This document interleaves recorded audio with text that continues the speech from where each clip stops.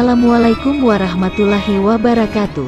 Sebelum kita mulai menonton video ini, alangkah bagusnya bantu subscribe, like, share, dan komen channel Bang Syawal, agar dapat berkembang untuk mengulas asal-usul sejarah adat dan budaya yang ada di masa lampau.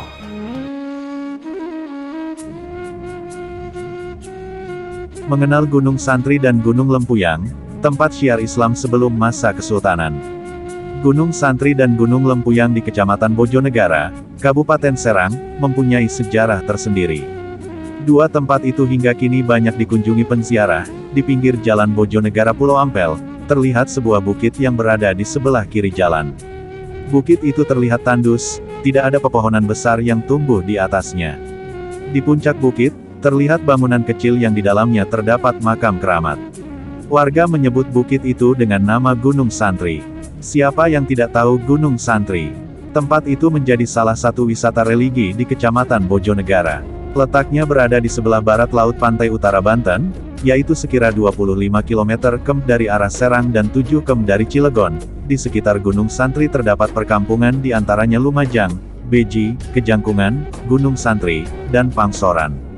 Khusus di kaki bukit Kampung Beji terdapat Masjid Beji yang merupakan tonggak sejarah kota Cilegon. Kampung Beji juga dikenal sebagai tempat kelahiran pahlawan nasional Brigjen Kiai Haji Syamun pada tanggal 5 April tahun 1894. Gunung Santri sebetulnya tidak memenuhi kriteria untuk disebut gunung.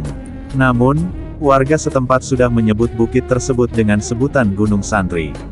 Tempat di mana seorang ulama besar bernama Syekh Muhammad Sholeh bin Abdurrahman menyiarkan agama Islam. Di tempat itu, Syekh Muhammad Sholeh mengajar santri-santrinya. Belum diketahui detail kapan Syekh Muhammad Sholeh dilahirkan. Namun, sejarah mencatat Syekh Muhammad Sholeh meninggal pada 1550. Ia adalah salah satu murid dari Sunan Ampel dan Sunan Gunung Jati atau Syarif Hidayatullah. Syekh Muhammad Sholeh datang ke Banten atas perintah dari Sunan Gunung Jati untuk mencari anaknya, yakni Sultan Maulana Hasanuddin di Banten. Karena, Sultan Maulana Hasanuddin sudah lama tak kunjung pulang ke Cirebon. Syekh Muhammad Sholeh tinggal di puncak Gunung Santri dan menetap di sana sambil menyiarkan agama Islam. Syekh Muhammad Sholeh dan Sultan Maulana Hasanuddin kemudian bertemu di puncak Gunung Lempuyang, bukit yang lokasinya tak jauh dari Gunung Santri. Gunung Lempuyang juga mempunyai tekstur perbukitan yang sama dengan Gunung Santri. Warga Kecamatan Bojonegara, Hilmi menceritakan, Gunung Lempuyang menjadi tempat munajat Sultan Maulana Hasanuddin. Sebelum berperang melawan Pucuk Umun untuk menaklukkan Banten, saat itu, Syekh Muhammad Sholeh mengajak pulang Sultan Maulana Hasanuddin ke Cirebon berdasarkan perintah ayahnya.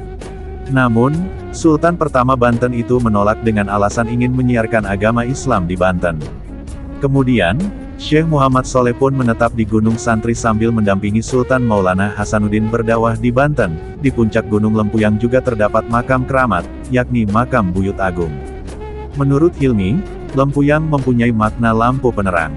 Karena, di tempat tersebut tempat belajar mengaji para sesepuh Banten. Di puncak Gunung Lempuyang, diceritakan juga sebagai tempat para ulama untuk mengintai para penjajah pada masa kolonial Belanda. Hingga kini, dua tempat tersebut sering dikunjungi oleh para penziarah.